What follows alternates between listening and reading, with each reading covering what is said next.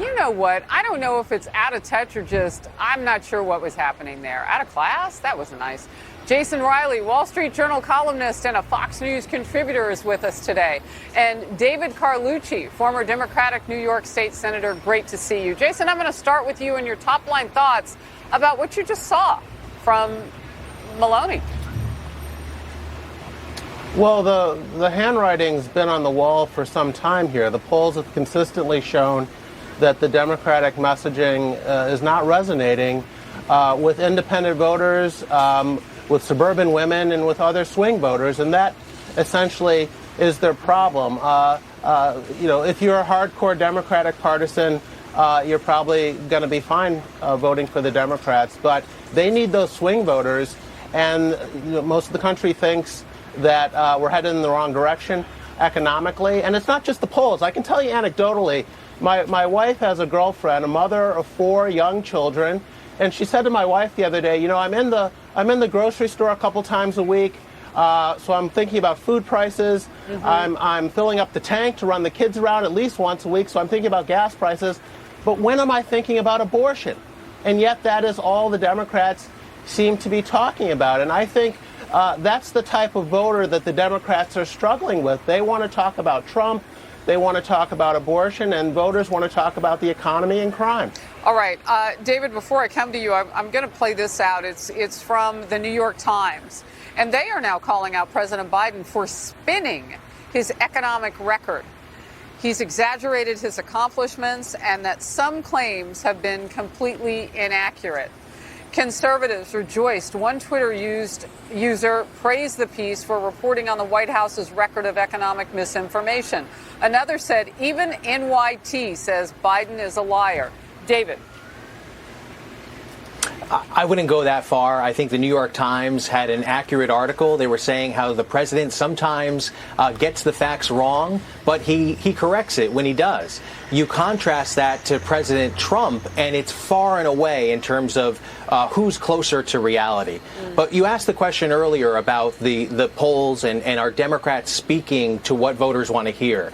And, as a Democrat, of course, I've been concerned. Historically, we know the president's party takes a shellacking in the midterms. But the fact that the polls are this close and that the Democrats have closed that enthusiasm gap, and we have the labor secretary rightfully saying that inflation would be double digits if the president didn't have the actions that took place. That if Democrats weren't able to get the Inflation Reduction Act passed or the CHIPS bill, we would be in a far worse place. Heading into Election Day, I think that's something that Republicans need to be concerned about as well. David, I'm going to step in and, come on, Faulkner fact check that. That Inflation Reduction Act isn't built to do that, and you know it.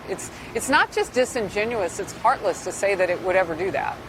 Because people were counting on that to happen, and it doesn't touch it. And if we had on that Friday when Democrats wanted to kind of push that legislation through so quickly across that weekend, if we had a wider public, just a little bit more time to show them that CBO score, it was consistent with that of analysts who said not until 2031 does a fall in the deficit within the Inflation Reduction Act even approach that, like touching the deficit. Well, I think we would all agree. Never gets touched.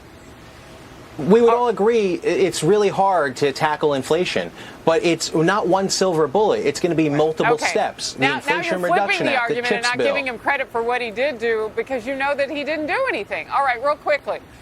Jason, I'm coming back to you for your final thoughts. Well, I think the Democrats' other problem is that even if they wanted to talk about the economy or crime, they can't because they don't have a positive message for voters. Both things have gotten worse on their watch. They control the White House. They control Congress. Crime is up.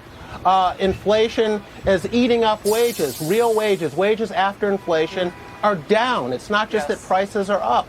So they're out there trying to defend some of these impossible positions.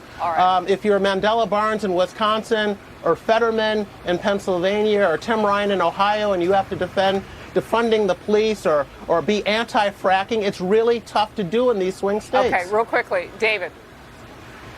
Yeah, I'm feeling good. Look, 40 million people have already voted. This is looking to be a record turnout for midterms. That's No, we don't. But that bodes well for Democrats. When more people vote, they do well. It has in the past, they lead. but They're going to things talk have about the changed. economy. Things have potentially Voters are changed upset. because Democrats are that's also right. wanting more change than ever before. Gentlemen, I got to let you go. Outnumbered is after the break. Thank you.